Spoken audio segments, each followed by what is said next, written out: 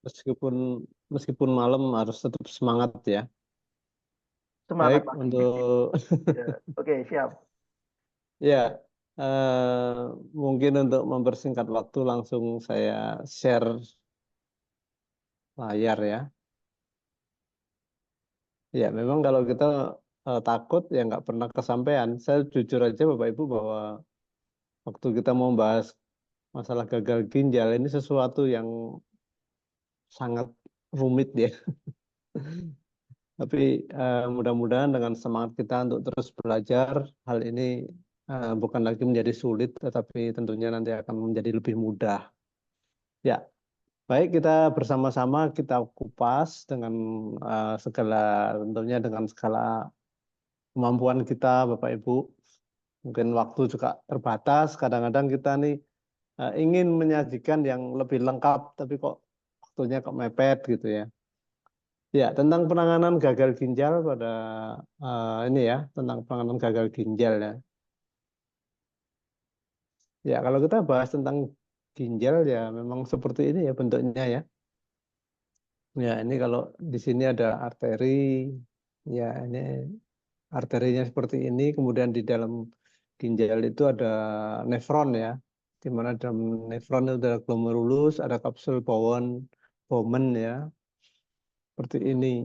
Ya, ini diperbesar Bapak Ibu, tapi sebenarnya ini sangat sangat lembut sekali ini pembuluh darah di ginjal ini. Oleh karena itu ginjal itu juga selain sangat vital penting, dia juga sangat rentan. Tentunya karena pembuluh darahnya itu kecil dan lembut, sangat rentan terhadap apa? Satu, mudah pecah. Yang kedua, mudah buntu. Ini harus diingat-ingat Bapak Ibu. Jadi di dalam ginjal itu ada apa? Yaitu ada peristiwa pertukaran mineral ya, dan juga untuk mempertahankan beberapa komposisi yang ada di dalam darah yang diperlukan seperti protein, albumin ya, itu dipertahankan oleh ginjal ini. Ya, sekarang kita perhatikan nefron ya, ada glomerulus. Jadi setiap ginjal itu rata-rata mengandung 1,1 sampai 1,5 juta nefron ya Bapak Ibu. Ya ini di dalam sini nefron. Nah, glomerulus adalah unit penyaringan kecil dalam ginjal yang berfungsi untuk menyaring darah dan membentuk urin. Ya, nanti seperti ini. Jadi ini kalau diperbesar, nefron itu seperti ini. Ada glomerulus, ada kapsul Bowman dan lain-lain ya. Fungsi dari ginjal memang untuk filtrasi ya Bapak Ibu. Tapi kalau kita bicara filtrasi itu jangan membayangkan seperti kain kasa. Dia hanya menyaring saja. Tapi kalau di ginjal ini unik. Selain dia menyaring, dia juga bisa efflux dan bisa reflux. Artinya dia bisa melontarkan dan juga menarik ya. Kalau ada zat-zat yang dikira sebagai racun atau toksin sama ginjal itu dibuang. Tetapi zat-zat yang masih penting itu ditarik kembali atau dia efflux ya. Jadi dia mungkin bahasa bahasa guyonannya dia kalau kalau misalnya kayak mulut ya di dalam glomerulus di dalam kapsula Bowman ini dia bisa meludah dan bisa menyedot seperti itu. Kenapa seperti itu bisa terjadi nanti kita bahas ya. Memang kalau kita bicara tentang ginjal pasti kita nggak asing dengan gagal ginjal ya. Gagal ginjal itu dibedakan dua karena nephritic syndrome dan nephrotic syndrome. Nephritic syndrome biasanya karena ada perdarahan ya di sekitar pembuluh darah pada ini glomerulus.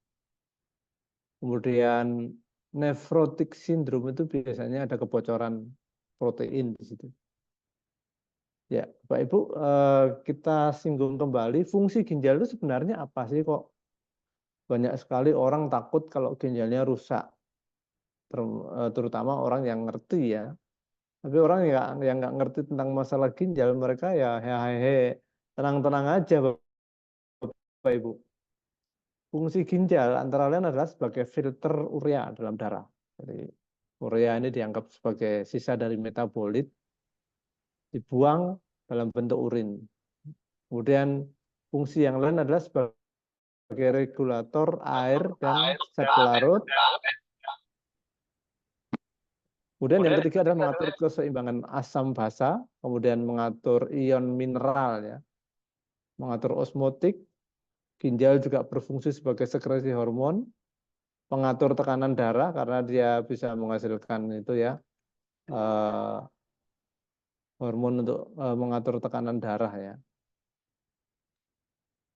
Kemudian yang kedelapan menghasilkan formula aktif pembentuk vitamin D, juga menghasilkan eritropoietin, ini adalah cikal bakalnya darah merah ya. Kemudian yang ke-10 mengatur hormon paratiroid. Karena ginjal itu berhubungan dengan tiroid ya Bapak Ibu. Dalam hal ini dalam penyerapan kalsium dalam tulang. Ya, kalau yang nomor 8 tadi mengatur tekanan nomor 7 ya, mengatur tekanan darah, ginjal itu bisa menghasilkan asetilkolin. Maaf kok asetilkolin. Lawannya aldosteron satu itu loh. Angiotensin. Ya, itulah di ginjal. Sehingga tekanan darah kalau ginjalnya bagus tekanan darahnya itu stabil, tapi kalau fungsi ginjal kacau, tekanan darahnya juga sangat kacau. Ya, ini ginjal kita kecil. Satu ginjal ini kalau ditimbang itu beratnya hanya sekitar 1,5 ons Bapak Ibu. Bahkan ada yang kecil cuma 80 gram, nggak sampai 1 ons. Tapi ini penting sekali Bapak Ibu. Kalau ginjal ini bermasalah, masalahnya banyak sekali. Salah satu contoh tanda-tanda gagal ginjal, orang itu mudah lelah, kemudian juga pucat, HB atau eritrositnya ini rendah ya.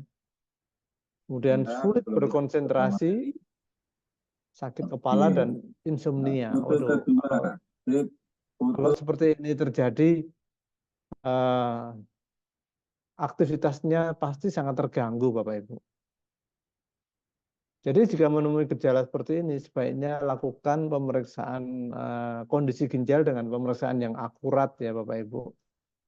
Itu bisa dilakukan dengan cek misalnya GFR atau glomerulus filtration rate, kemudian kreatinin dan sebagainya. Namun yang paling akurat sebenarnya untuk pemeriksaan ginjal itu dengan tes isotop ya.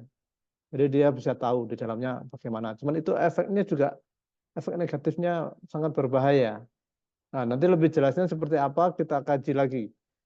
Yang sebenarnya kalau mengalami gagal ginjal itu, yang sebenarnya tubuh itu mengalami apa? Nanti bisa kita kaji, akan kita bahas di pembahasan ini.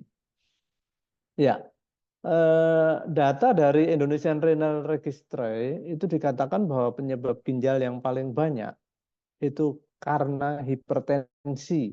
Ya, seperti saya singgung tadi ya, karena pembuluh darah pada glomerulus itu sangat kecil-kecil dan sangat lembut. Makanya kalau ada hipertensi, dia bisa pecah. Nanti bisa terjadi gangguan nefrotik tadi ya. Jadi masalahnya terjadi pendarahan itu. Yang paling banyak karena hipertensi, kemudian yang kedua karena diabetes. Nah, karena kecil dan lembut, tadi kan kami singgung bahwa pembuluh darah pada glomerulus itu mudah pecah dan mudah buntu. Jadi kalau misalnya ada masalah hipertensi, mudah pecah. Kalau ada masalah diabetes dan juga asam urat, itu mudah buntu. Biasanya kalau problem diabetik ini biasanya ada gangguan metabolik ya. Biasanya di dalam darah itu banyak sampah-sampah metabolit yang tidak terpakai dan sangat mengganggu. Jadi nefropati diabetes, kemudian yang lain itu karena pyelonefritis, ini karena infeksi ya pada nefron, dan yang lain tidak diketahui. Tapi glomerulopati primer itu 13% ya, nomor 3 nih. Kalau glomerulopati berarti sistem saraf pada glomerulus itu mengalami kematian, Bapak Ibu. Ya masalahnya apa ya, karena keberadaan sel-sel di dalam glomerulus itu tidak terpelihara dengan baik, pasti akan mengalami kematian sel tentunya. Ya, ini ada beberapa informasi dari luar sana mengatakan bahwa ada satu kebiasaan yang menyebabkan ginjal itu mengalami kegagalan atau kerusakan ya. Yang pertama adalah kalau seseorang itu mempunyai kebiasaan menahan kencing, itu ginjalnya mudah rusak. Kemudian yang kedua, kurang minum air. Satu hari seseorang itu lazimnya minum air antara 1,5 sampai 2 liter. Tapi ada beberapa orang sehari itu minum cuman setengah gelas, yang lainnya nggak pernah minum. Ya, mereka berpikir mungkin dengan makan buah, sayur sudah dapat minum, dapat air dari situ, tapi tetap kurang, Bapak Ibu. Sehari minum air sebaiknya 1,5 sampai 2 liter. Kemudian kebiasaan buruk yang ketiga adalah makan berlebihan. Makan terus, jadi nggak ada intermittent fastingnya, nggak ada. Meskipun baru berapa menit makan. Nah, itu akan menyebabkan apa? Nanti terjadi gangguan metabolit, Bapak Ibu. Jadi nanti pembuluh darahnya akan terlalu banyak makanan yang kemungkinan besar itu susah diolah sehingga terjadi diabetes, hiperkolesterol, hipertensi terutama lah itulah dari makan berlebihan. Kemudian yang keempat, suka makanan yang asin. Ya, makanan yang asin itu mengandung natrium ya. Ini akan eh, memperbesar terjadinya hipertensi.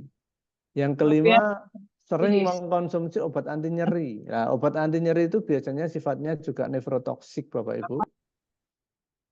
Kemudian yang keenam, hanya menyukai minuman yang ada rasanya. Jadi kalau punya kulkas itu enggak ada itu air tawarnya, semuanya manis, biasanya isinya soft drink gitu.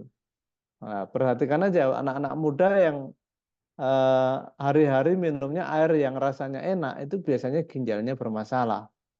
Kemudian yang ketujuh, akibat diabetes dan tekanan darah yang tidak terkontrol, karena enggak pernah cek ya, cek kesehatan. Kemudian alkoholik, ya, alkohol itu sifatnya juga nefrotoksik. Kemudian sering terjebak stres negatif. Loh, apa hubungannya stres negatif dengan gagal ginjal? Ternyata ini hubungannya dengan namanya mitokondria damage ya, atau kerusakan mitokondria. Kemudian yang ke-10, terputus dari proses alam. Ya, ini kebiasaan aja ya. Kalau kebiasaannya ini manusia itu kalau ingin sehat, hidupnya itu natural ya. Tapi banyak orang yang tidak natural ya. Nah, cara mencegahnya ya tentu seperti ini ya, kondisikan tekanan darah terkontrol, gula darah terkontrol, minum air yang cukup, makan makanan sehat dan bergizi, kemudian jangan malas gerak, jangan sering minum obat, kalau perlu tidak minum obat sama sekali, tapi bijaksana ya tentunya. Kemudian selektif, ada beberapa jamu itu eh, produsennya nakal ya, biasanya di dalam jamu dicampuri dengan bahan tambahan obat ya, atau BKO ya, bahan kimia obat. Biasanya ditambahi dengan obat-obat anti nyeri. Ini bahaya nih. Karena obat anti nyeri itu nefrotoksik Bapak Ibu. Kemudian yang ke-8, jauhi alkohol. Wah, ini nomornya enggak urut. Ke-9 juga hindari merokok ya kalau bisa. Kemudian yang ke-10 tentu melakukan cek rutin, dan yang terakhir jangan sering atau jangan berlama-lama terjebak pada stres negatif. Plus gaya hidup natural ya. Jadi natural itu sering disinggung di konsep Karnus, yaitu apa? Makan makanan yang betul-betul makanan manusia, kemudian hindari makanan sintetis, dan hidup di lingkungan yang sehat. Kalau kita perhatikan stadium awal gagal ginjal itu biasanya diawali dengan tekanan darah tinggi, di mana tekanan darah tinggi ini sering tanpa gejala. Tapi kalau dicek, mungkin sistolenya sudah di atas 140, diastolenya di atas 90. Orangnya masih belum terasa apa-apa ya. Nah, ini kalau dibiarkan terus, nanti lama-lama arteri atau mikroarteri pada glomerulus itu pecah, Bapak Ibu. Kemudian yang kedua ada darah di dalam urin atau ada kencingnya berbuih. Ya, cuman di sini tolong jangan terlalu dibesar-besarkan. Kencing berbuih itu bukan pasti ginjalnya rusak. Kemungkinan kebanyakan makan protein itu kencingnya juga berbuih, Bapak Ibu. Kemudian hasil tes darah, lah ini lebih memastikan lagi. Kalau kreatinin, kemudian BUN atau blood urea nitrogen itu tinggi. Nah, untuk menunjukkan kadar limbah dalam tubuh berada di atas kisaran normal, biasanya hasil pengukuran fungsi ginjal lewat GFR itu cukup akurat ya. Kalau jumlahnya itu di atas 90 itu masih normal, tapi kalau sudah mulai di bawah 60 atau sama dengan 60 ke bawah, itu berarti stadium gagal ginjal stadium awal. Kemudian ada juga ciri-ciri yang lain itu sering kencing di malam hari, susah kencing, atau timbul nyeri saat kencing. Itu juga tolong waspadai, itu tanda-tanda ada masalah di ginjal. Kemudian ada juga gejala yang lain yaitu area di sekitar mata, tangan, atau kaki bengkak. Biasanya kalau di mata itu ada kantong mata itu ya. Kemudian kalau tangan atau kaki bengkak itu berarti sudah terjadi udem. Ya, tase dari kegagalan ginjal atau kerusakan ginjal kalau GFR seperti ini, Bapak Ibu. Jadi kalau GFR-nya di atas 90 itu normal. Tapi kalau sudah di bawah 60, ya ini sudah mulai ya, sudah mulai terjadi. Dan hati-hati kalau di bawah 90 sudah mulai hati-hati dan betul-betul dinyatakan gagal ginjal itu kalau GFR-nya sudah di bawah 15. Itu sudah dianggap sebagai gagal ginjal yang permanen dan irreversible tadi, seperti yang disinggung Dr. Iswan. Kemudian diagnosa ini sebaiknya dilakukan pengamatan selama 3 bulan. Ya, data dari Indonesian Renal Registry dikatakan bahwa kasus penambahan pasien gagal ginjal ini dari tahun ke tahun terus meningkat, Bapak Ibu. Ini cukup memprihatinkan ya. Dan biasanya pasien yang sudah seperti ini mengalami gagal ginjal itu tidak bisa membaik ya. Catatan dari beberapa ahli medis dikatakan kalau sudah kreatininnya sudah naik, pasti ujung-ujungnya terjadi ini ya. Pasiennya harus cuci darah ya. Kalau cuci darah pun juga nggak selesai. Akhirnya disarankan transplantasi ginjal. Nah, selama proses gagal ginjal ini terjadi, obat-obat apa yang diberikan biasanya adalah pemberian obat tekanan darah, obat penurun gula darah, kemudian obat diuretik, nah, obat yang merangsang supaya eh, sering kencing ya. Supaya apa? Supaya cairan yang ada di tubuh yang udim itu berkurang. Nah, tapi ingat Bapak Ibu bahwa obat ini tidak menyembuhkan, tidak menambahkan penyembuhan ya. Seperti ini. Bahkan ini ada suatu meme ya.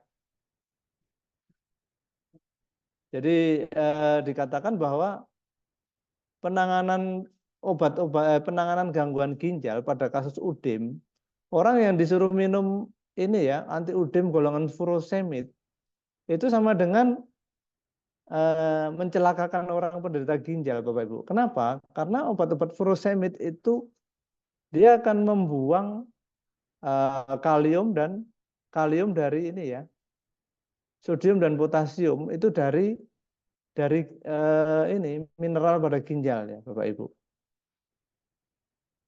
Jadi kalau mineralnya enggak ada ya tambah kacau itu.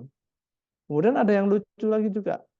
Kita perhatikan di ini ya, pada protokol pengobatan gagal ginjal di sini Salingkari ini adalah pemberian kapsul binat atau natrium bikarbonat.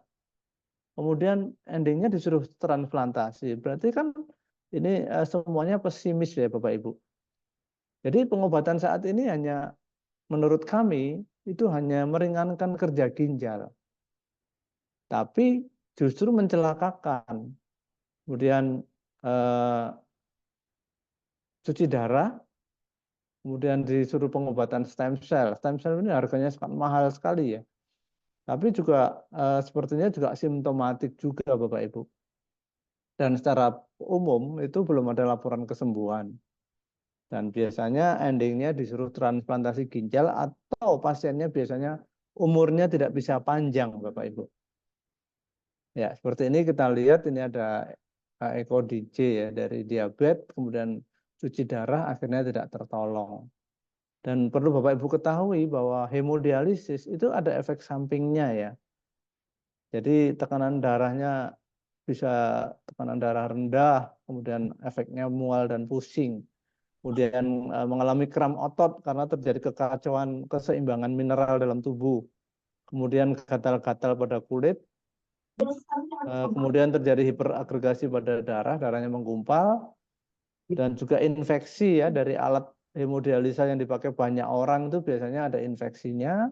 Kemudian bisa terjadi anemia atau kurang darah ataupun insomnia dan juga bisa gagal jantung.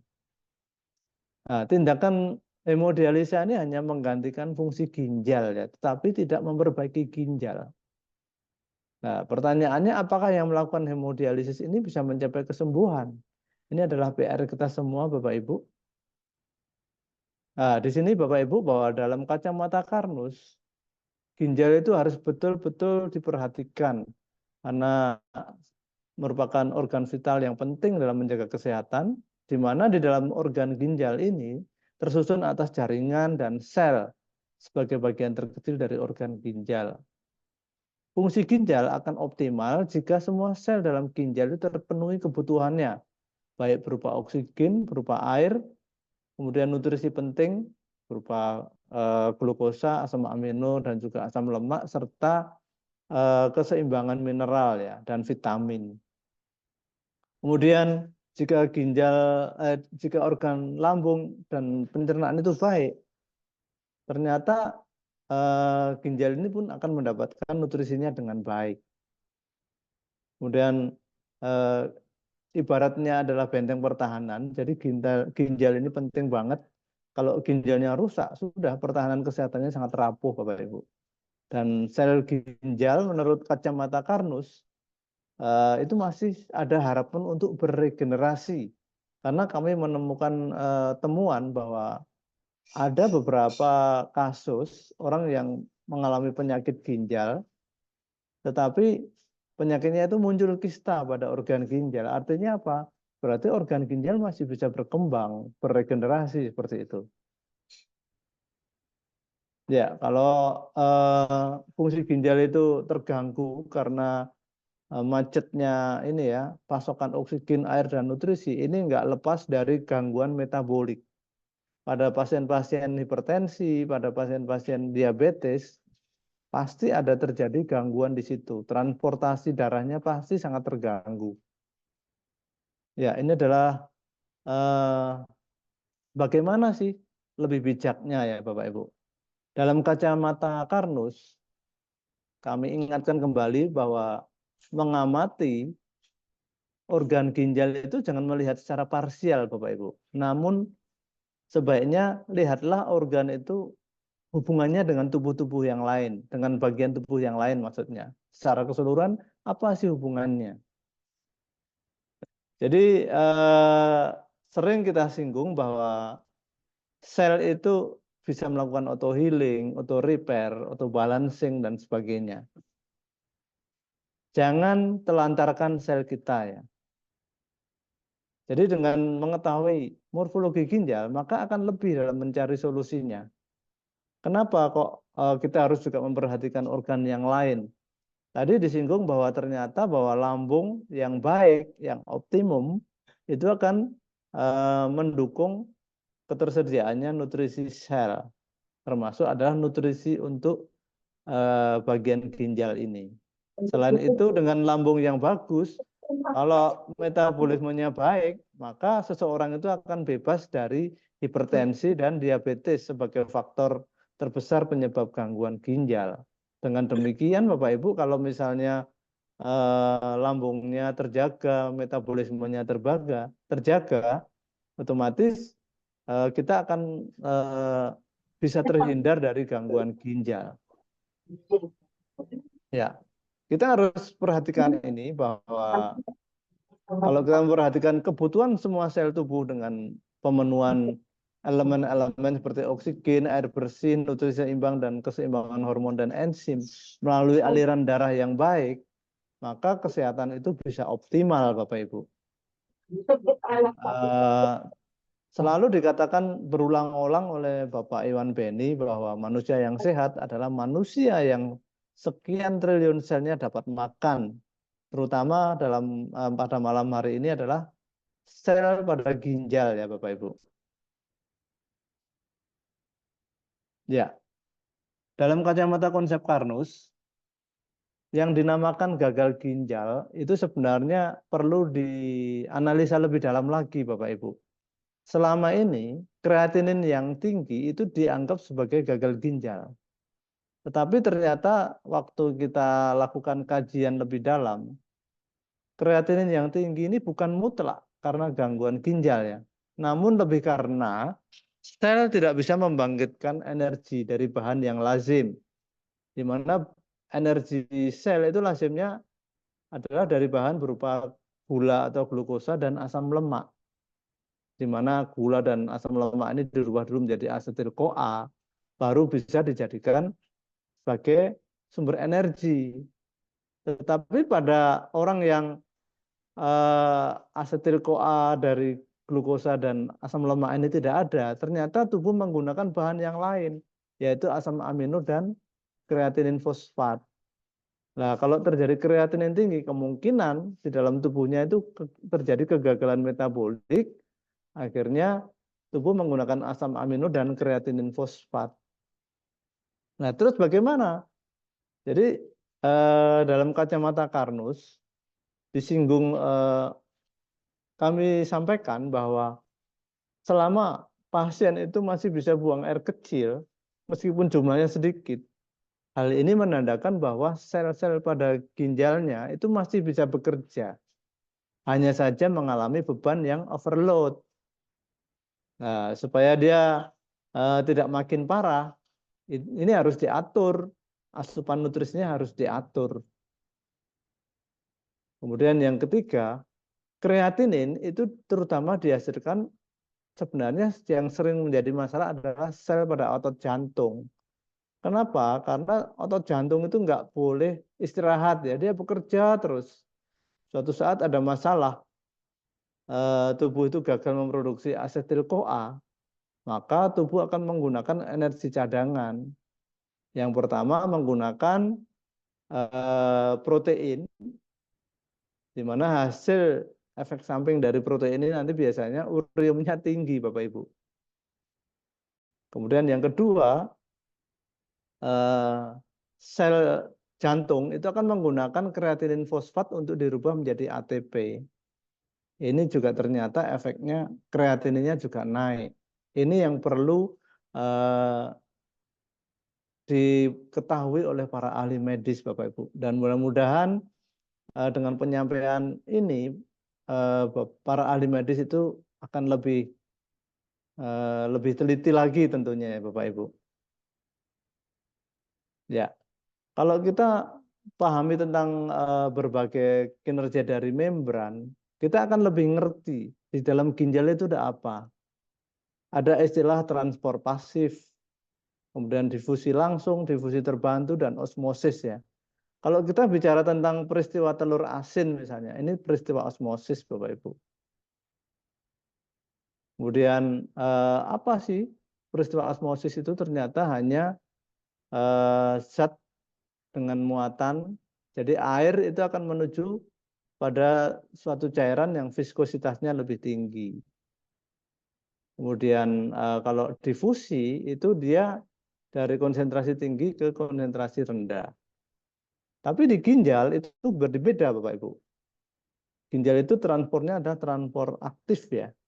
Karena terjadinya pertukaran cairan itu dipengaruhi oleh sistem kelistrikan dan adanya ATP. Ya, ini sering disinggung oleh Pak Iwan dalam istilahnya adalah difusi, kemudian facilitated diffusion, dan primary active transport. Ini ternyata ada perbedaan potensial listrik di sini. Terjadi pertukaran ion. Ya, seperti ini. Biasanya ada yang keluar, ada yang masuk ya.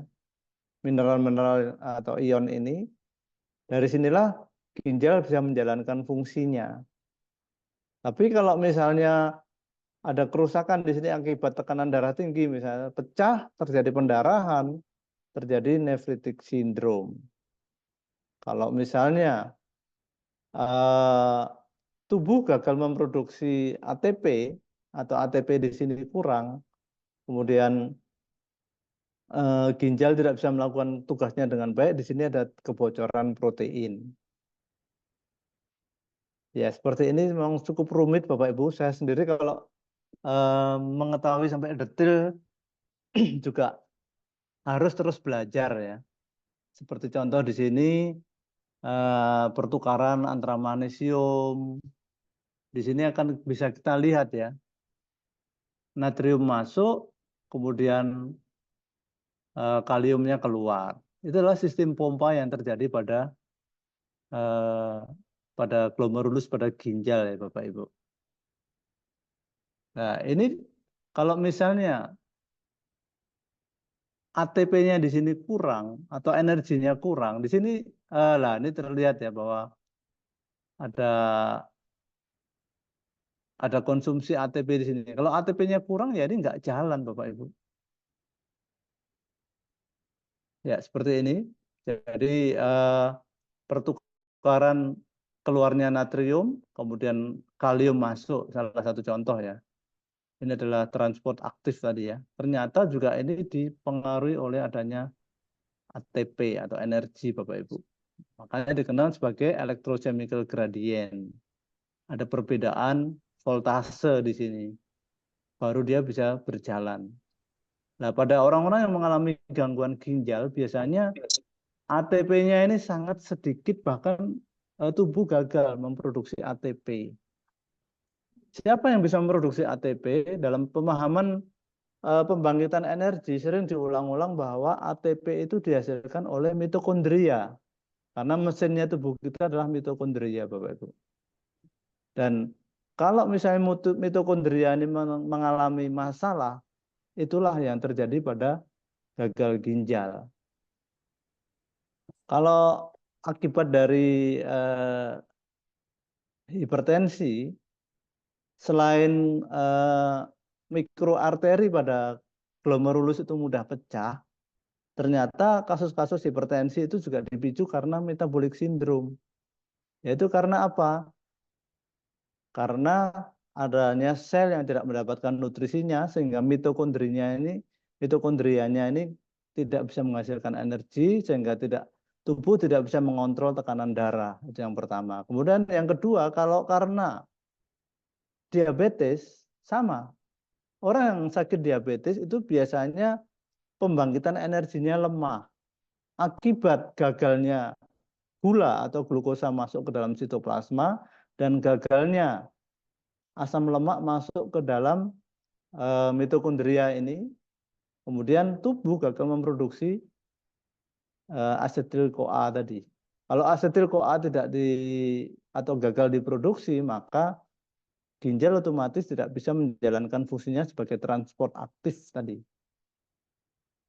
Ya, ternyata dari beberapa kajian, selain karena diabetes, karena hipertensi, stres itu memegang peranan utama di sini. Begitu seseorang itu mengalami stres, ternyata ada perangsangan pada adrenal, pada hipotalamus dulu, kemudian keluar hormon jahat ya, kortisol. Nah, kalau kortisol ini keluar, semuanya kacau Bapak Ibu. Jadi akan menyebabkan berbagai masalah termasuk hipertensi, gangguan metabolik dan sebagainya. Karena kalau kortisol keluar otomatis nadinya meningkat. Kalau nadinya meningkat akibat adrenalin tadi ya, akibat adrenalin maka terjadi hipertensi.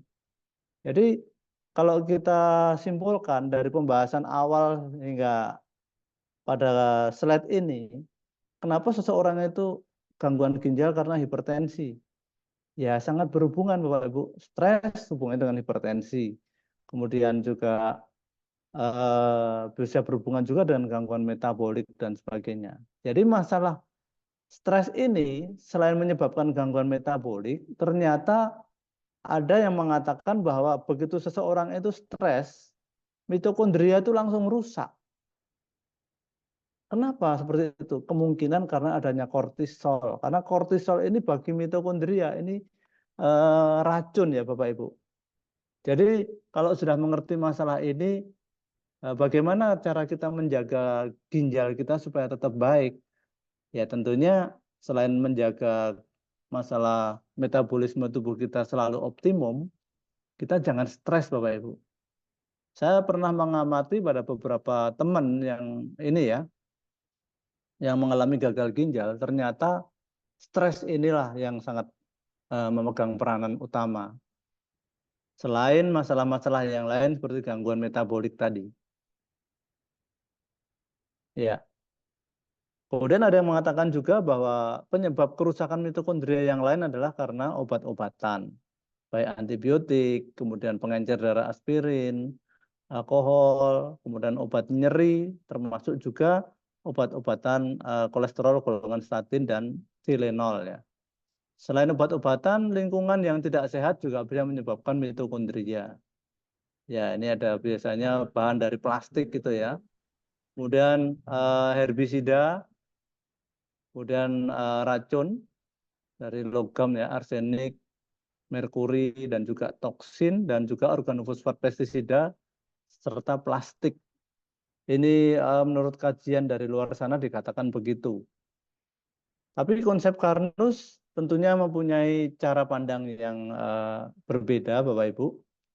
Ternyata bahwa tubuh kita ini karena dia bisa auto repair, auto healing dan sebagainya, yang penting adalah dijaga metabolismenya. Jadi kalau misalnya pengembalian pola hidup kita sesuai dengan algoritma Sang Pencipta, yang paling penting adalah merekonstruksi lambung, menjaga aliran darah dan melindungi DNA agar bisa menjaga semua sel ya. Nah, kalau semua ini bisa kita upayakan, maka fungsi ginjal itu bisa dipertahankan dan bisa dipelihara. Jadi seperti itu. Kemudian penerapan konsep Karnus lebih ditujukan kepada mereka yang masih sehat tentunya ya. Itu akan lebih aman. Jangan menunggu kalau ginjalnya sudah bermasalah baru mencari konsep Karnus. Ya mudah-mudahan sih bisa ya. Tetapi tentu sudah lebih sangat-sangat sulit.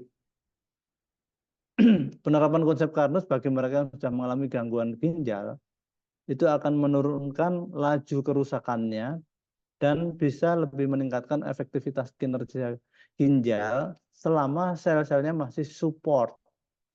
Ya, yang dimaksud tadi ya, asalkan masih bisa buang air kecil meskipun sedikit, ini masih ada harapan ya Bapak Ibu. Tentunya semuanya harus diatur dengan sangat hati-hati ya. Jangan sampai aleh-aleh ingin mengobati, memberikan nutrisi tapi berlebihan, justru membuat ginjal overload. Itu bisa kontraproduktif. Justru orangnya malah mengalami gagal ginjalnya lebih parah, bahkan bisa tidak tertolong. Oleh karena itu, kita harus bijak Bapak Ibu. Bagi mereka yang sudah mengalami gagal ginjal, nutrisinya pun harus diatur. Terutama apa? Yaitu asupan protein, kemudian asupan mineral-mineral seperti kalium, natrium, dan sebagainya itu harus diatur. Nah, di sini solusinya adalah regenerasi sel ginjal. Pastikan sel ginjal mendapatkan makanan atau nutrisinya berupa nutrisi sel yaitu glukosa, asam lemak, dan asam amino, terutama agar sel ginjal itu bisa menghasilkan ini ya ATP dari asetil CoA. Dari sinilah bahwa metabolisme tubuh bisa diperbaiki dengan menjalankan konsep Karnus dengan 6 langkah berikut, yaitu adalah memperbaiki metabolisme sampai ke tingkat sel, terutama adalah menjaga lambung, kemudian menjaga sirkulasi darah, kemudian mengkonsumsi makanan manusia, dan menghindari makanan yang dimodifikasi, serta meminimalkan sesedikit mungkin di dalam darah itu banyak lemak. Dengan cara apa? Yaitu merangsang tubuh melakukan reaksi beta oksidasi. Dalam hal ini diberikan beras yang mengandung niacinamide, yaitu beras karnus. Kemudian yang kelima, pastikan tubuh itu cukup istirahat, berpikir positif dengan meminimalkan stres ya, dan selalu bersyukur. Dan yang keenam adalah berjemur. Berjemur ini penting sekali Bapak Ibu, karena seperti kita ketahui bahwa salah satu kerusakan ginjal tadi kalau mitokondrianya itu pasif ya. Ternyata dengan berjemur mitokondrianya itu bisa aktif. Dan ini sudah kita lakukan.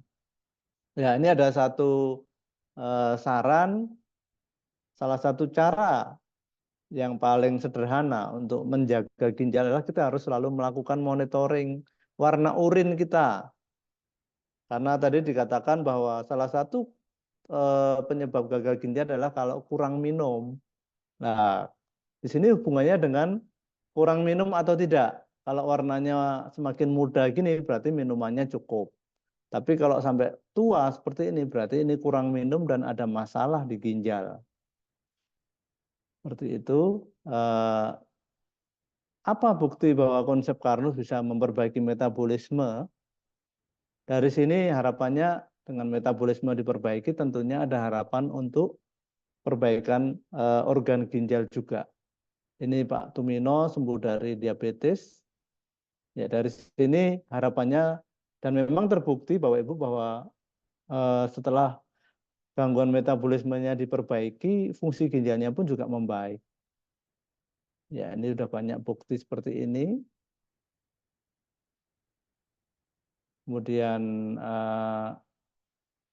ya ini sudah sering ya Bapak Ibu bahwa kunci dari perbaikan jaringan adalah memperbaiki metabolisme. Ya seperti ini. Ya ini ada sahabat kita nih Pak Ragil ini. Hidup sudah untung katanya. Kemudian kami juga mempunyai data beberapa orang yang datang ke kita ada laporan tentang kondisi ginjal. Ini ada yang kreatininnya 3, ada yang 7,8 bahkan waktu datang dia minta tolong, lalu kita lakukan cara-cara kita dengan cara Karnus. Syukur ya, ternyata dari 3 bisa turun menjadi 7. Kemudian dari 7,8, wah ini yang bikin deg-degan ini, 7,8 ini sudah dekat cuci darah Bapak Ibu. Karena begitu kreatininnya angka 8, itu dokter biasanya sudah mempertimbangkan untuk cuci darah. Tapi syukur Alhamdulillah ini bisa turun ke 5,6. Dan sekarang tinggal menunggu proses. Tentunya harus sabar ya. Karena masalah gangguan ginjal itu bukan masalah yang sepele. Betul-betul harus ditangani dengan sangat hati-hati dan jangan sampai justru menjadi kontraproduktif. Tidak bisa buru-buru, harus sabar. Ya, ini grafiknya rata-rata turun setelah dilakukan penerapan konsep Karnus. Ini data yang lain, ada laporan kreatininnya ada yang sampai 2, ini sekarang bisa turun jadi 0,7. Ini bagus sekali ini. Ya, ini laporan-laporan yang lain. Kalau untuk lebih jauh mengetahui tentang bagaimana cara Karnus dalam penanganan gangguan gagal ginjal, Bapak Ibu bisa buka di YouTube di Karnus Official yang disampaikan oleh founder Karnus yaitu Pak Iwan Beni tentang harapan baru untuk penderita gagal ginjal ya. Masih ada harapan. Itu ada di situ, pilih aja judulnya di situ.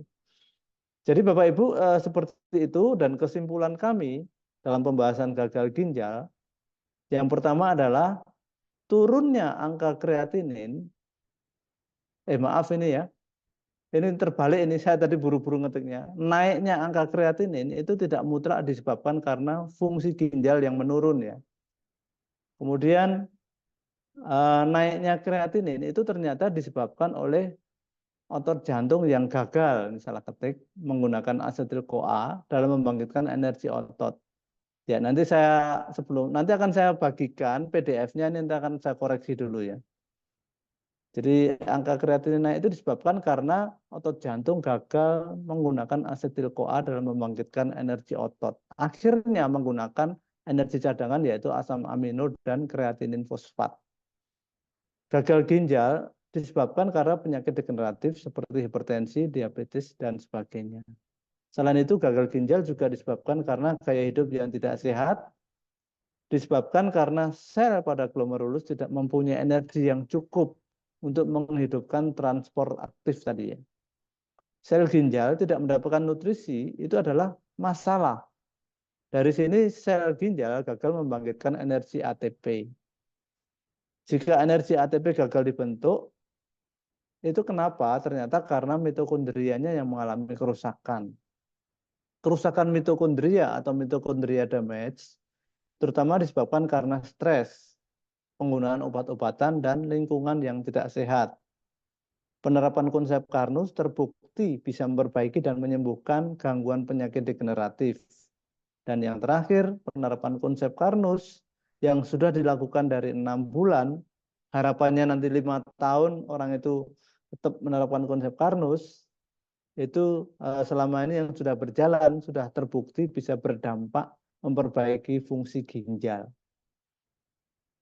Caranya apa? Yaitu dengan mengikutkan peserta mengalami gagal ginjal tadi dengan program P3D ataupun PSDK. Ini sama saja, yang dilengkapi dengan robot pendamping Karnus dan ada pendampingan. Cukup dengan rutin mengkonsumsi agi serial, algati, fibrosik, dan beras Karnus, serta mengatur pola hidup yang sehat. Bapak Ibu yang sudah mengalami gagal ginjal, tolong jangan kecil hati, ini masih bisa kita upayakan. Selama masih bisa kencing itu masih bisa, tetapi sekali lagi harus cermat dan hati-hati.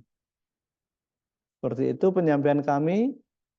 Mudah-mudahan penyampaian yang sederhana ini bisa membantu Bapak Ibu semua dalam memahami apa itu fungsi ginjal, dalam memahami bagaimana penanganan gangguan gagal ginjal yang baik itu harusnya seperti apa. Terima kasih penyampaian kami hari ini. Mohon maaf kalau ada yang masih kurang. Mohon maaf kalau ada tutur kata saya yang kurang berkenan. Dan waktu saya kembalikan ke Dr. Iswan. Terima kasih. Baik, Pak Sabto, terima kasih atas pemaparan materinya. Ya, ini berikutnya akan kami berikan kesempatan kepada para sahabat penuh semua yang mungkin mau bertanya, langsung bertanya, silahkan. Saya berikan kesempatan. Apakah ada yang mau bertanya, silahkan. Bisa ditulis di kolom chat, ya nanti akan saya bacakan. Atau bisa bertanya langsung ya melalui fitur raise hand ya, silakan. Nanti akan saya berikan kesempatan untuk yang mau bertanya secara langsung. Ada yang mau bertanya secara langsung? Ya, belum ada ya. Ya, baik. Kalau gitu saya akan itu ya, awali dulu ya pertanyaan untuk Pak Sabto mungkin ya. Boleh nanya, Oh, ada yang mau dokter? nanya ini. Oke, silakan. Pak Yogi mau bertanya, silakan. Pak Yogi, kami berikan Jadi kesempatan. yang lebih dominan kan orang kadang misalkan orang diabetes nih, mereka bilang tuh, oh, wah saya nggak mau minum obat, takutnya kena ginjal. Itu sebetulnya yang lebih dominan diabetesnya atau obatnya yang merusak ginjal. Setelah melihat penerangan dari Pak Sabto ini kan sebetulnya dia nggak minum obat pun malah bisa kena gagal ginjal juga karena metaboliknya udah bermasalah ya Pak. Mohon jawaban konfirmasinya. Oke, silakan Pak Sabto untuk diberikan asupan. Ya, itu masukan yang bagus sekali Pak Yogi. Jadi kami sering menyampaikan kepada beberapa ini ya, penerap konsep Karnus, jangan takut minum obat. Selama obat itu efek keuntungannya lebih banyak dari kerugiannya. Kalau kita bicara masalah gagal ginjal, betul sekali yang dikatakan Pak Yogi tadi. Kalau kita lihat anatomi dan morfologi dari glomerulus ginjal, itu kan pembuluh darahnya kecil sekali dan lembut. Jadi kerusakan terbesar ginjal itu Karena apa? Karena pembuluh darah pada glomerulus itu mudah pecah. Yang pertama mudah pecah, yang kedua mudah buntu karena kecil sekali. Nah, kalau kita minum obat, obatnya apa dulu? Tadi kan sudah dijelaskan, yang penting jangan sering konsumsi obat anti nyeri. Nah, kalau obat anti nyeri, oh saya nggak mau minum obat kimia, obat apa? Anti nyeri, saya setuju. Tetapi kalau misalnya obat itu jelas-jelas mengontrol tekanan darah dengan catatan pada orang yang tekanan darah tinggi loh ya. Misalnya tensinya 170/100, ya itu harus minum obat. Pada kondisi 100 tensinya 170/100 tanpa obat, resiko terjadinya gagal ginjal sangat besar. Pada kondisi gula darah 300 miligram per desiliter, tapi orang ini ngotot enggak mau minum obat, justru akan lebih besar ya kerusakannya. Kalau dia sedikit rendah hati, gula darah saya 300 miligram per desiliter. Oh, saya minum obat, misalnya minum glimepirid. Tujuannya apa? Supaya gula darahnya turun. Jadi 170 misalnya atau di bawah 200, ya itu akan lebih aman. Nah, kalau ingin lebih bijaknya lagi, jangan minum obat seumur hidup. Caranya apa? Lakukan 6 langkah konsep Karnus tadi. Dan itu sudah terbukti ya Pak Yogi ya.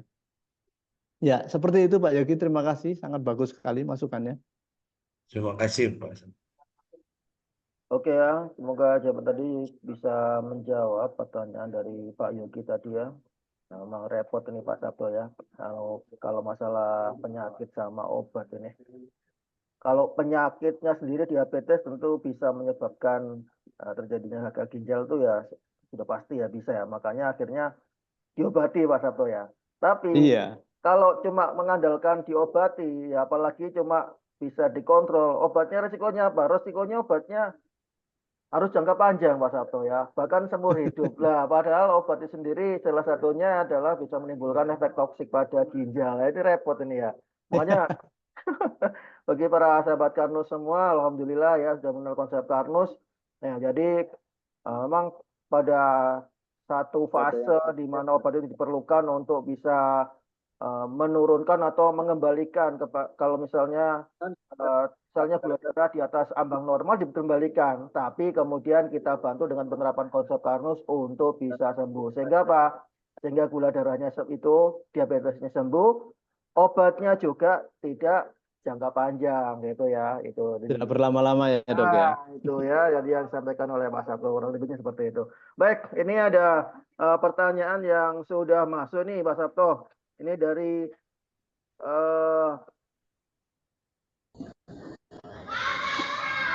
ini ada dari Bilah Tamang ya. Ini mungkin pernyataan yang mungkin bisa nanti diberikan itu apa namanya tanggapan oleh Pak Sabto. Tanggapan. Jadi terima kasih untuk ilmunya Pak Sabto ya. Berarti mitos ya info di luaran kalau minum atau apa yang ada endapannya juga diminum takut kena ginjalnya. Nah ini ya. Nah, dan di alga sereal itu ada endapannya.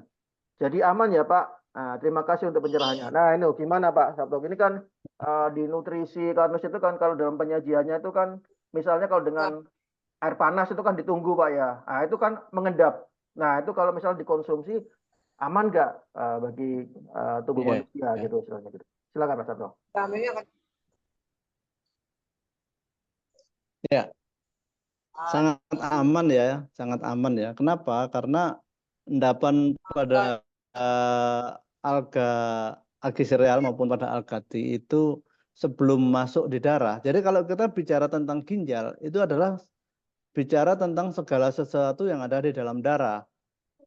Nah, kalau yang masih masuk di pencernaan, misalnya kita konsumsi agi sereal, itu kan memang benar ada endapannya. Tapi endapan ini sebelum masuk ke darah, dia akan disaring oleh lumen pada usus, pada dinding usus tadi. Dan perlu diketahui bahwa endapan yang kasar itu nggak akan bisa masuk ke dalam darah. Tetapi dia akan digunakan untuk memenuhi kebutuhan serat di dalam saluran pencernaan.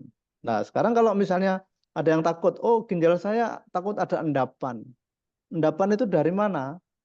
ternyata endapan itu paling banyak disebabkan kalau kita kurang minum. Kenapa kok kurang minum bisa menyebabkan endapan? Karena di dalam darah itu banyak kalsiumnya, banyak mineralnya.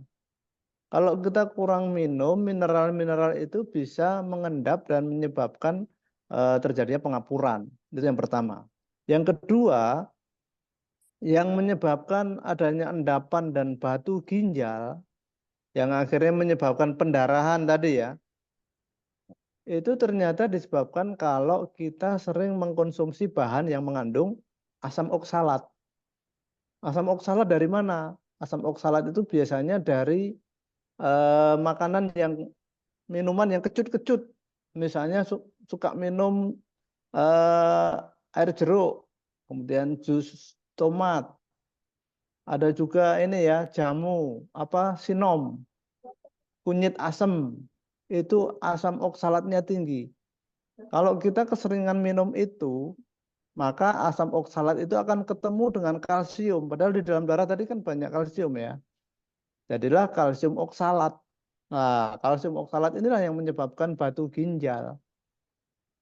Jadi kalau misalnya ada ketakutan, oh ini endapannya menyebabkan endapan di ginjal, itu salah besar ya. Tolong perhatikan bahwa endapan itu akan tertahan oleh dinding usus Bapak Ibu. Dia nggak bisa lewat, nanti yang lewat adalah sari-sarinya saja yang bening itu masuk ke dalam darah. Dan itu sudah jelas sangat terbukti. Buktinya tadi ada beberapa data ya. Orang yang sudah minum AG sereal, minum Algati, dan produk-produk Karnus, itu justru kondisi ginjalnya makin membaik. Tadi yang kami laporkan ada yang paling berat tadi kreatininnya turun ya dari 7,8 ke 5,6. Selain kreatininnya turun, sebenarnya ada data lagi, apa? Yaitu ureumnya juga turun Bapak Ibu. Tapi ada juga GFR-nya naik. Nah, itu sudah pasti Bapak Ibu. Jadi jawaban kami ini tidak mengada-ada, itu sudah pasti. Penyebab endapan di ginjal adalah satu karena kalau kurang minum air. Tadi kan disarankan sehari minum air 1,5 sampai 2 liter. Yang pertama. Yang kedua, kalau kita keseringan minum minuman yang mengandung asam oksalat. Itu penyebabnya. Nah, itu Juga ya, obat-obatan yang lain ya tentunya ya. Iya, makasih. sahabat Karnus ya. Jadi jangan berpikiran kalau misalnya agi sereal ada endapannya, Algati ada endapannya, terus langsung mengendap di ginjal. Bukan ya, itu endapannya nanti kalau kita konsumsi itu akan ngendon di saluran pencernaan tentunya, dan zat-zat aktifnya itu yang akan masuk ke dalam darah. Nah, repotnya kalau kalau kita itu mengkonsumsi tadi katanya Pak Sabto makanan atau minuman ataupun obat-obatan yang bisa mengakibatkan suatu reaksi ikatan ya, pembentukan garam atau senyawa itu pada ginjal itu yang akhirnya berbahaya, yang bisa mengakibatkan terjadinya endapan pada ginjal itu ya para sahabat kami ya. Jadi jangan ragu lagi ya, nggak apa-apa itu endapannya, malah bermanfaat tadi katanya Pak Sabto ya. Jadi nah pertanyaan berikutnya nih Pak Sabto, ini dari nggak ada namanya nih Mas Sabto, dari Samsung. Oke, nggak apa-apa, Samsung. Oke, Samsung bertanya ini, minum Algati jangka panjang gimana Pak? Amankah? Sedangkan Algati adalah jamu. Wow, ini Algati adalah jamu. Ini mohon pencerahannya. Silakan Mas Sabto ya, diberikan pencerahan. Baik, terima kasih. Jadi Algati kalau dibilangi jamu tidak mutlak benar ya Bapak Ibu. Karena Algati itu isinya EGCG. EGCG itu antioksidan, lebih pasnya antioksidan Bapak Ibu ya.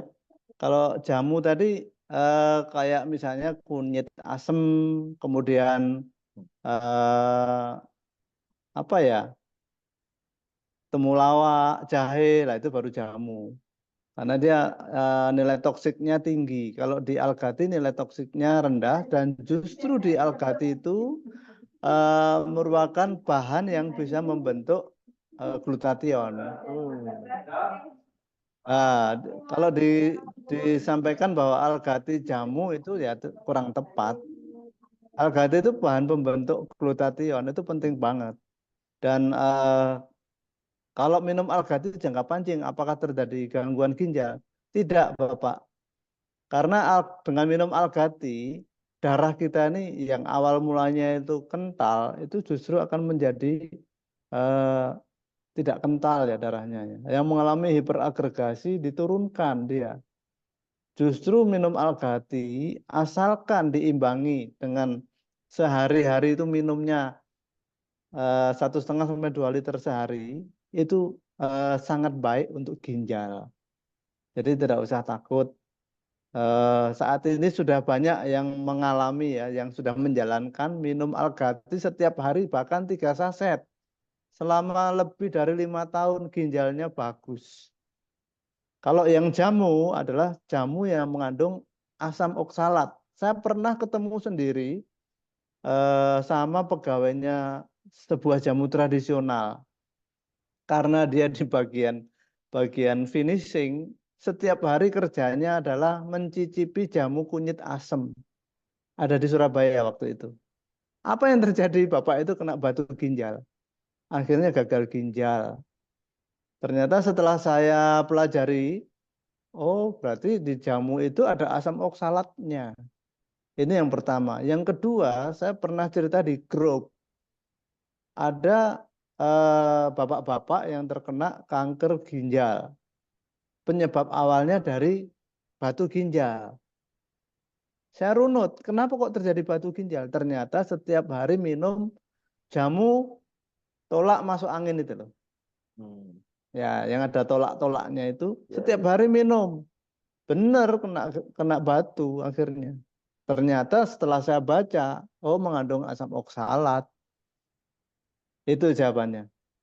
Ya, terima oke. kasih. Ya, sahabat Karnus ya, jangan ragu ya. Jadi kalau istilah tadi Al-Ghati adalah jamu, ini kurang tepat ya, karena memang nutrisi Karnus ini adalah functional food ya, semacam makanan gitu yang memiliki nilai manfaat yang sangat tinggi, yang insya Allah aman kali dikonsumsi ya, baik itu dikonsumsi dalam hal kuantitasnya maupun dikonsumsi jangka panjang juga aman tentunya ya, jangan ragu-ragu ya. Beda dengan jamu, kalau jamu tadi seperti disampaikan Pak Sabto punya punya itu ya, terkadang punya sifat yang toksik ya pada jumlah tertentu ya Pak Sabto ya, sehingga juga harus Iya. berhati-hati itu ya, dan disampaikan Pak Sabto. Oke ya, semoga Mr. Samsung ya bisa mendapatkan pencerahan dan juga akhirnya terjawab dan nggak ragu lagi untuk bisa mengkonsumsi. Ini pertanyaannya Al-Ghati ya. Oke, Al-Ghati itu luar biasa sekali, suatu produk nutrisi Karnus yang memiliki manfaat yang sangat tinggi sekali. Baik, berikutnya ke pertanyaan yang berikut dari Ibu Emi Hardiwi Harja. Oke, siap.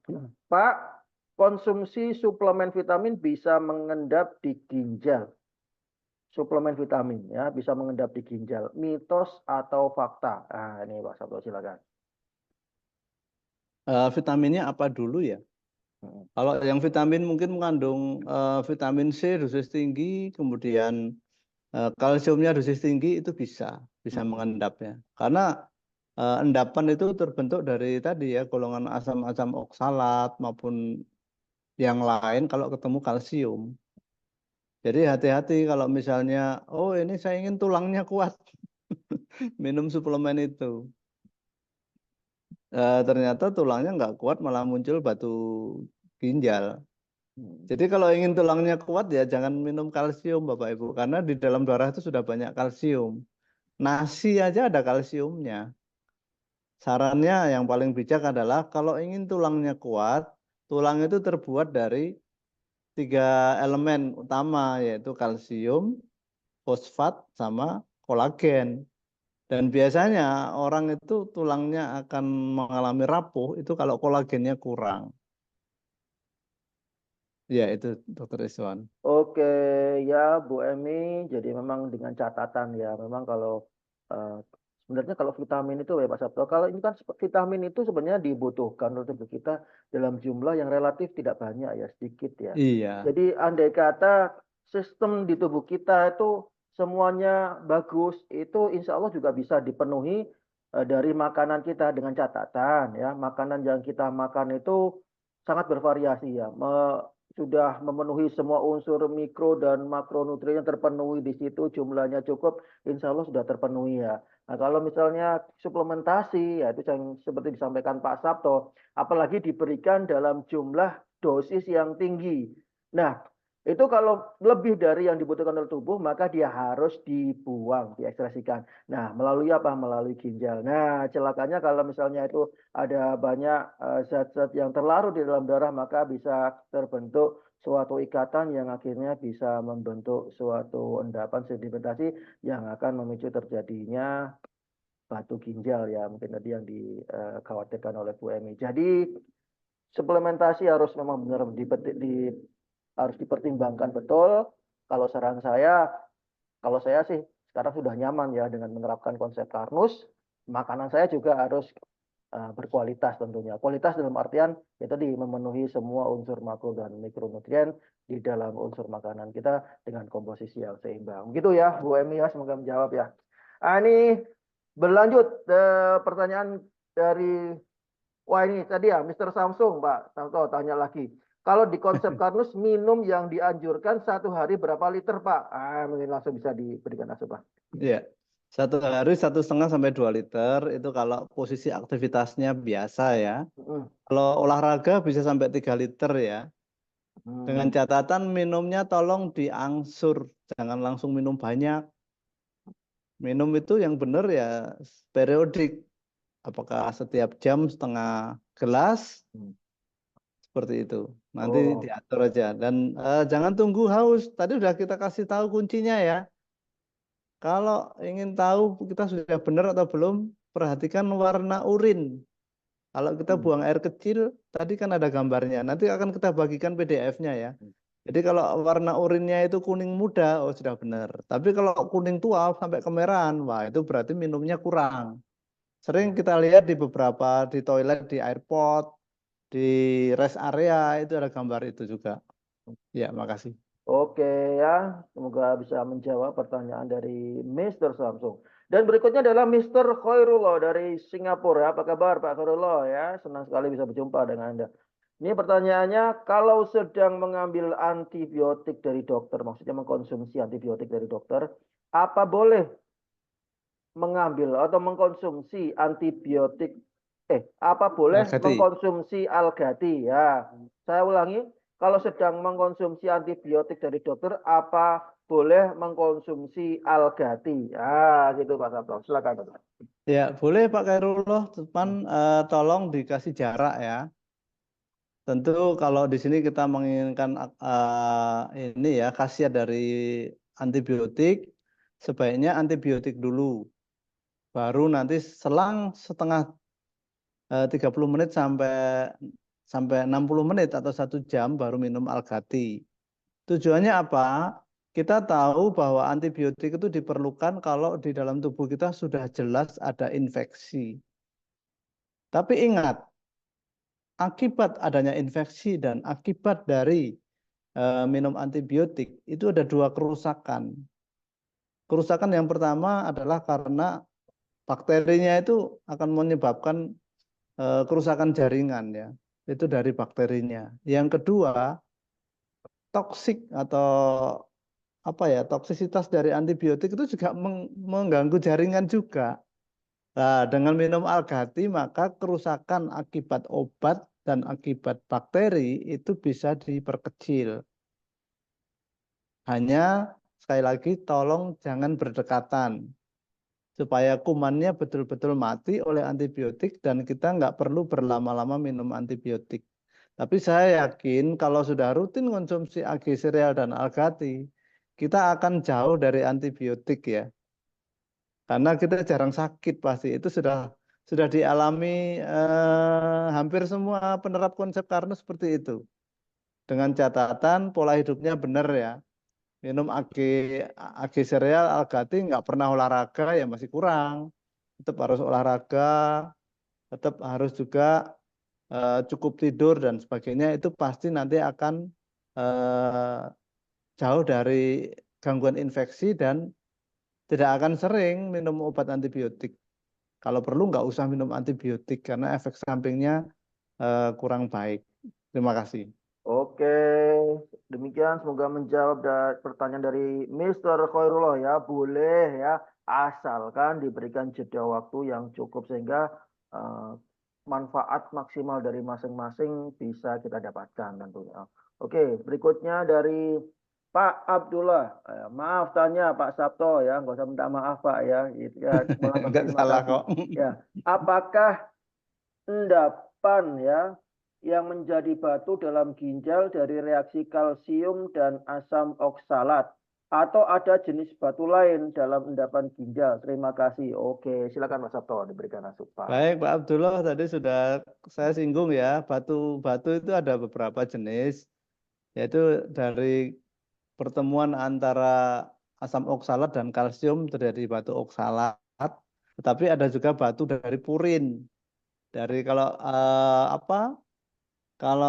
asam uratnya tinggi itu bisa juga batu dari endapan kemungkinan minum obat atau minum suplemen juga bisa terjadi. Iya. Ya, oke ya. Jadi bisa Pak ya, dari kalsium oksalat bisa ya. Ada juga unsur lain, biasanya dari batu asam urat, biasanya juga bisa. Tadi jawabannya Pak Sabto ya, bisa ya Pak ya. Oke ya, kita jadi harus berhati-hati tentunya. Oke, dari Pak Yogi Nugra, ini ada pertanyaan lagi Pak Sabto. Pak Sabto, 2 liter sudah termasuk 2 algati dan 2 gliserol kah? Wah, maksudnya jumlah konsumsi air tadi Pak Sabto, 2 liter itu. Masuk enggak? Sudah termasuk, Pak. Sudah termasuk. Jadi kita bicara air itu adalah cairan. Katakan aja kita minum algati, minum airnya 3 gelas. 1 gelas kan 200 mili. Berarti 600 mili. Berarti tinggal sisanya minum air putih sisanya. Kalau misalnya makan buah juga dikurangi lagi karena di dalam buah-buahan yang berair itu sudah airnya. Jadi 2 liter itu yang dimaksud adalah dalam bentuk cairan. Apakah air dari campuran algati, algagul, ataupun air dari buah-buahan itu sudah masuk. Ya, itu jawabannya, Pak. Oke. Makasih ya Pak Yogi, pertanyaannya sudah terjawab ya dengan jelas. Berikutnya dari Pak Kunto Kun Anta. Waduh. Bertanya, Pak mau tanya ada teman kena asam urat, kencingnya berbusa. Dia melakukan diet, dia cek lab, ya, ureumnya rendah dari standar. Nah, kenapa kok bisa sampai seperti itu? Ya, silakan Pak Sabto. Kalau ureum rendah malah bagus kan ya? Nah, ini tanya Ini khawatir jadi kencingnya ureumnya berbusa rendah ini, Pak. karena diet. Dia karena Nah, diet, kekurangan protein dia. Ureumnya rendah. kencingnya berbusa ini Pak Sabto. Ya, kalau kencing berbusa kemungkinan dia kurang minum air juga bisa berbusa. Ya, ya. Jadi kalau ingin seperti itu ikut program aja kalau ingin hidup sehat. Ya, ya. Nanti akan Asam uratnya tadi Pak Sabto, asam uratnya. Iya. Nah, Oh ini ya, sorry. Kena asam urat ya. asam Asam urat kan urat. sering kita singgung berulang-ulang. Asam urat itu terjadi bukan karena apa, tetapi karena adanya kematian sel yang pertama. Yang kedua karena kemungkinan karena adanya pemecahan ini ya ADP menjadi AMP pada proses beta oksidasi. Tapi yang paling banyak karena kematian sel. Ini sudah jelas-jelas karena masalah gangguan metabolik. Sudah ikutkan program P3D nanti akan didampingi Dr. Iswan. Beres ya dok ya? Solusinya langsung saja ikut program P3D ya insya Allah ya. Jadi untuk mereka-mereka yang sedang mengalami masalah pada gangguan metabolisme jangan ragu ya. Sekarang alhamdulillah di konsep Karnus penerapan konsep Karnus secara intens sudah bisa dilakukan secara mudah dan praktis. Bagaimana caranya? Dengan mengikuti program P3D yang akan saya sampaikan caranya.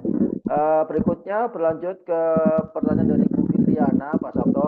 Pak Sabto, saya mau tanya, saya ada keluhan cenut-cenut di bagian perut bawah, sakit punggung seperti kram-kram, gatal-gatal di aliran darah. Gatal-gatal di aliran darah. Kira-kira langkah pemeriksaan apa yang perlu dilakukan ya Pak? Terima kasih. Ya, sebaiknya lakukan pemeriksaan darah ini ya, darah lengkap, mulai dari gula darah, kolesterol, kemudian asam urat, dan juga tekanan darahnya juga tolong dilaporkan. Kemungkinan itu ada masalah gangguan metabolik gitu ya. Medical check up ya Pak ya? Iya, lakukan Oke. medical check up aja. Ya, untuk pastinya lakukan medical check up saja ya, supaya kita bisa memastikan. Nah, dari situ nanti kita bisa pasti langkah berikutnya, apakah ikut program, apakah cuma menerapkan konsep TANUS dengan cara pemeliharaan. Nah, nanti berdasarkan hasil medical check up itu aja ya. Ini dari Master Khairullah. Ya, sudah saya sampaikan kepada yang bertanya, cuman penyampaian saya tidak meyakinkan. Waduh, sudah cukup meyakinkan nih saya kira Mr. Khairullah ini, saya yakin ini ya. Saya aja yakin ya. Terima kasih Pak Sabto. Oke, terima kasih Pak Sabto. Terima Semoga kasih kembali Pak ya, Khairullah. semoga bermanfaat dan juga bisa banyak membantu oleh sahabat-sahabat kita di Singapura tentunya. Ini ada Pak Budi Kalibrasi mau apa nih, mau resign ini. Kita berikan kesempatan ya Pak Sabto ya. Iya, silakan Pak Oke, Bambang. silakan Pak BK, Bambang Kris, silakan dari Budi Kalibrasi. Siap. Sugeng Dalu, Dr. Iswan sama Pak Sabto. Ya, Sugeng Pak. Dalu, Pak Oke. Bambang. Ya, ini pembahasan tentang ginjal ini saya juga beberapa belakangan ini dapat pasien hemodialisa ya, gagal ginjal. Ini barusan cek lab, sayangnya nggak dapat EGFR ya. Uret asidnya normal 5,4, ureumnya ini tinggi nih 95.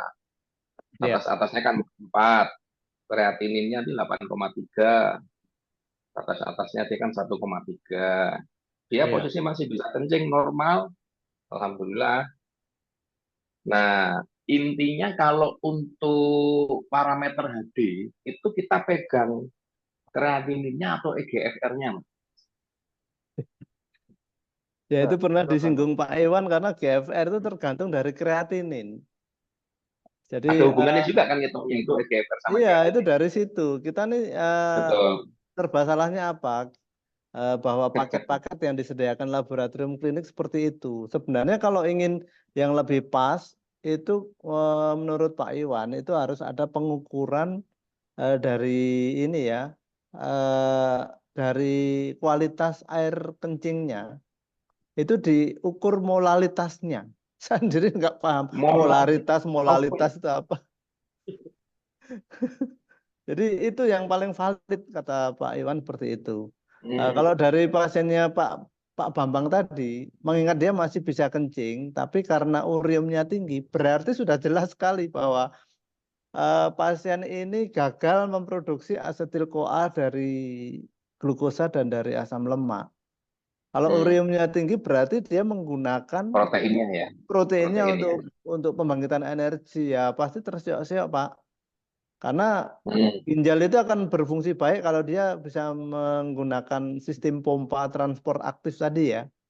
Kalau ATP-nya cukup, selesai dia. Nah, dari sini solusinya adalah pacu supaya proses penyediaan asetil-CoA itu bisa bisa berjalan dengan baik, yaitu melalui perbaikan lambung dan juga mitokondrianya tolong diaktifkan. Yang penting adalah jangan stres. Karena stres itu jahat sekali ya. Begitu kortisol keluar, langsung jadi mitokondria damage tadi ya. Yang kedua, berarti intinya dia malnutrisi parah ya Pak, intinya ya. Karena sampai malnutrisi parah. nggak muncul kan. Iya. Protein aja yang dimakan, asam amino yang dipakai. Iya. Iya di situ. Iya. Jadi nanti berjemurnya penting banget Pak Bambang. Oke. Iya. Jadi emang gini Pak Bambang. Siap. Jadi kalau sebenarnya kan tujuan daripada hemodialisa itu kan membantu tubuh kita untuk mengeluarkan sisa-sisa metabolit ya yang beracun di tubuh kita.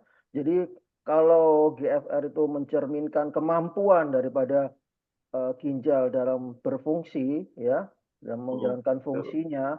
Kemudian kreatinin itu juga menunjukkan tingkat ya fungsi daripada ginjal. Kalau tinggi juga merupakan suatu indikator bahwa ginjal sudah menurun sekali fungsinya.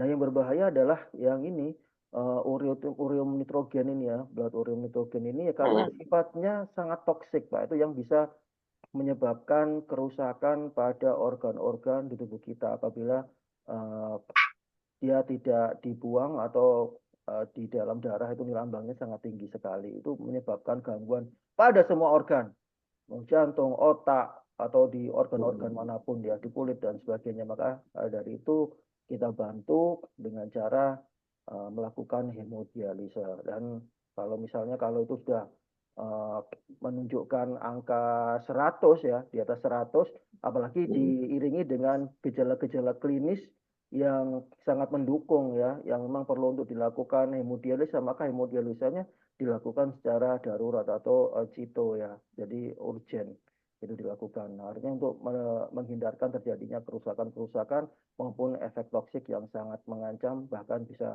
menyebabkan itu ya Pak, apa namanya, kematian ya, kalau misalnya efek toksiknya, apalagi kalau terjadi pada sistem saraf pusat. Nah itu Pak, gitu. Kurang lebihnya seperti itu Pak Budi kalibrasi yang saya ketahui. Nanya sekali lagi untuk memperjelas, itu kan intinya kan kegagalan mengolah ini di sini nih. glukos sama asam lemak, sehingga yang diambil itu kan asam amino dari protein kan, gitu ya Pak. Ya. Itu kira-kira fungsi apa sih Pak yang membuat kok sampai gagal di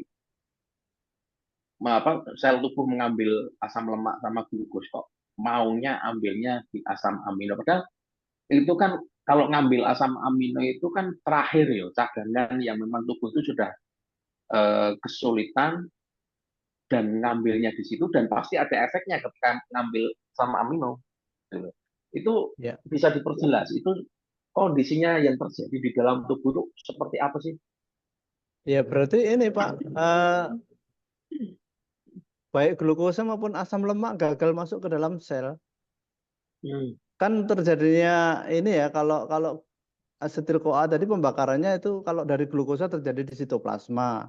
Tapi kalau asam lemak terjadinya di mitokondria. Lah kemungkinan mitokondrianya yang tekor itu Pak. Saya pernah mengamati orang yang gangguan ginjal itu hidupnya itu penuh dengan stres negatif, itu risikonya besar sekali. Iya. Ya di situ. Iya Pak, siap. Ji, sami-sami. Matur suwun. Lanjut. Oke, terima kasih Pak Budi kalibrasi. Semoga ini ya semakin lancar ini ya, pasien-pasiennya semakin mantep ya, semakin sakti dengan penerapan konsep Karnus ini Pak Bambang Kris tentunya ya, dalam tanda kutip ya. Amin. Oke, siap Pak Budi kalibrasi, Pak Bambang Kris ya. Ini masih ada pertanyaan lagi nih ya. Oke ya, terakhir ya ini ya. Dari Pak Abdullah ya, Mas bertanya lagi. Sekali lagi ya Pak, ini terakhir ya. Oke, Pak Sabto, ada pasien maksudnya, ada pasien hasil lab. Satu ginjal rusak tidak berfungsi, ginjal yang satu terdapat residual. Saran dokter dioperasi endapannya, dan kalau tidak di HD. Mohon sarannya, terima kasih. Ini gimana nih Pak Sabto?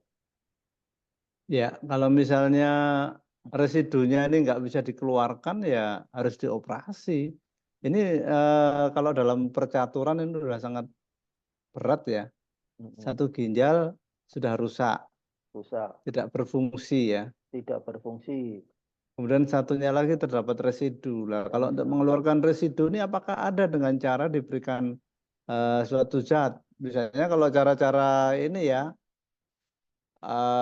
cara-cara tradisional biasanya kan disuruh minum air kelapa yang direbus sama itunya sama tempurungnya itu masih utuh, direbus baru diminum, itu mungkin bisa diupayakan. Tapi saya sendiri juga nggak yakin itu cara kerjanya bagaimana, juga belum yakin ya. Cuman ada beberapa testimoni yang mengatakan, bahkan Dahlan Iskan bilang kalau ada residu minum itu air kelapa tapi direbus waktu batoknya itu belum terbuka, itu diminum. Kemudian kita tunggu, kalau memang seminggu residunya hilang ya berarti sudah membaik. Nah kalau itu tidak bisa ya otomatis dengan dioperasi. Tapi operasi pun juga risikonya besar sekali ya, karena kalau begitu dilakukan ini ya penyayatan ya dengan pisau operasi, tentu belum tentu bahwa nanti dia bisa kembali baik. Padahal ginjalnya tinggal satu. Hmm. Nah, ini harus dipastikan dulu Pak Abdullah bahwa kalau ginjalnya ini betul-betul rusak, itu kenapa kerusakannya? Apakah karena hipertensi atau karena diabetes atau karena sebab lainnya? Nah, sambil menunggu itu kita lakukan upaya dengan penerapan konsep Karnus yang lebih bijak. Dalam arti kalau sudah gagal ginjal ini harus super hati-hati, nggak bisa sembrono ya. Oh, biar cepat sembuh minum langsung AG Cereal 2 saset. Waduh, itu konyol itu. Hmm. Ada orang yang mengalami gangguan ginjal minum AG Cereal ada aturannya. Mungkin hanya 1/4 saset sekali minum. Bahkan kadang-kadang masih kebanyakan. Demikian juga dengan Algatinya juga nggak bisa langsung main hantam aja nggak bisa ya. Itu Hipertensi harus memang udah lama Pak katanya. hipertensi ya. Dan Kalau obat dari hipertensi, warung. Obatnya dari warung gitu ya Pak. waduh, kalau hipertensi memang berat ya. Kenapa? Karena tadi sudah saya singgung bahwa mikroarteri pada glomerulus itu sangat lembut. Kalau sudah terjadi hipertensi itu pecah semua di situ. Nggak mungkin kita bisa menjahit ya. Ginjal bentuknya kecil banget. Kemudian pembuluh kapiler pada glomerulus itu kecil. Gimana mau menjahit? Nah, kalau udah rusak itu udah irreversible ya dok ya. Kecuali ginjal bisa membuat jalur kolateral, tapi nggak mungkin kalau di ginjal kolateral itu belum ada laporan ya dok ya. Kecuali di jantung ataupun di liver itu bisa membuat jalur-jalur kolateral. Memang Ya. kalau bagian perbagian Pak ya, misalnya tubulus, macam gitu ya, glomerulus dan sebagainya, itu sebenarnya regenerasinya bagus Pak. Cuman kalau berbicara tentang nefron, itu kalau secara medis dulu itu katanya seumur hidup. Jadi jadi dianggap tidak ada regenerasinya gitu loh. Makanya kalau terjadi kerusakan di situ tidak ada faktor regenerasi.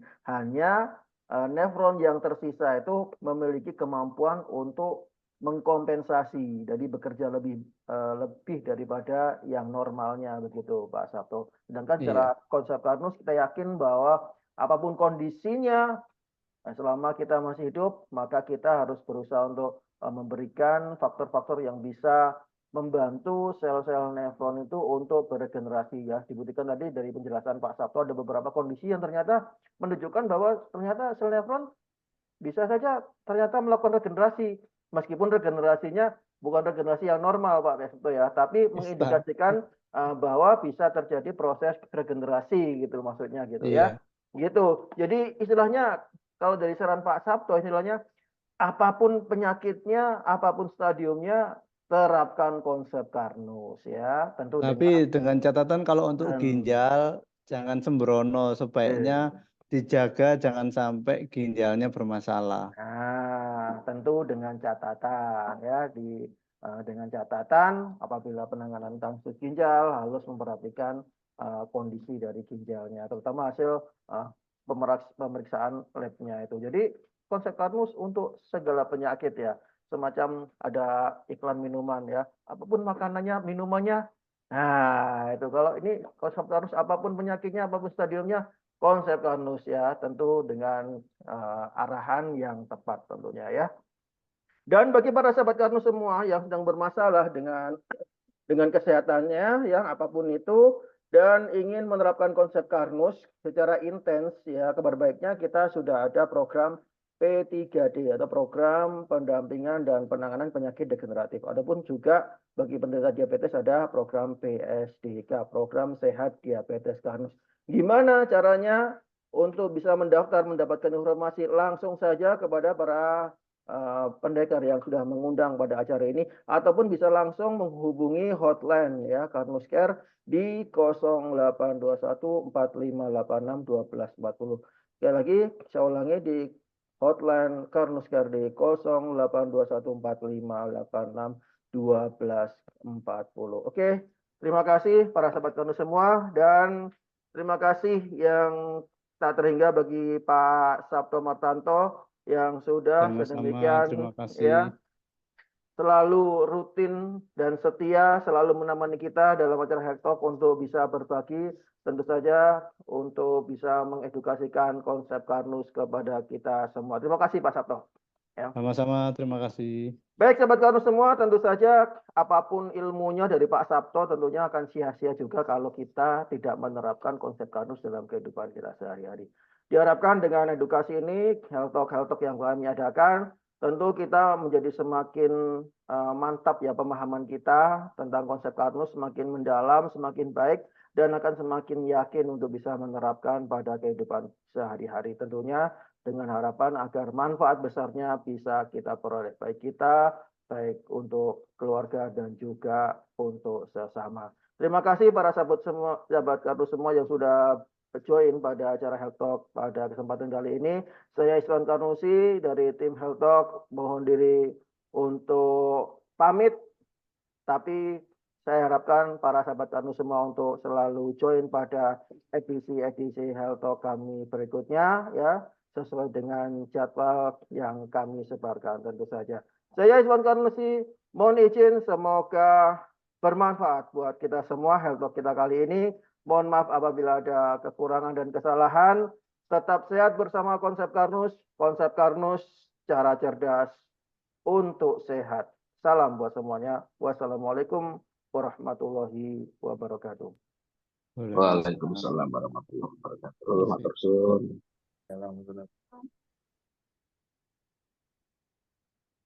Waalaikumsalam warahmatullahi wabarakatuh.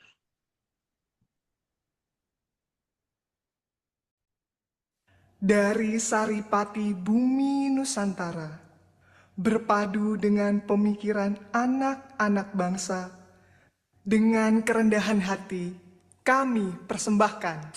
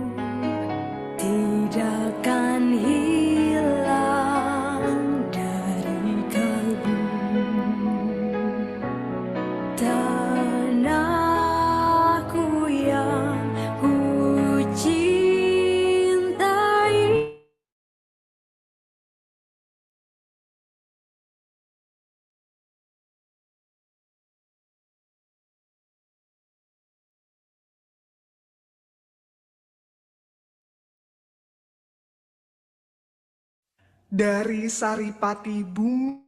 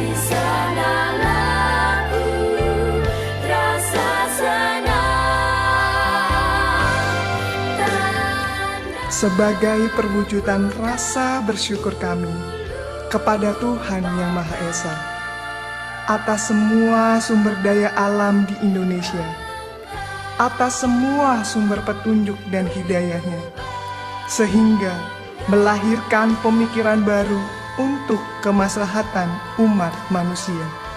Kami akan terus melangkah sebagai bakti kami kepada bumi pertiwi tercinta Indonesia. Konsep Karnus, cara cerdas untuk sehat. Sehat bangsaku, jayalah negeriku.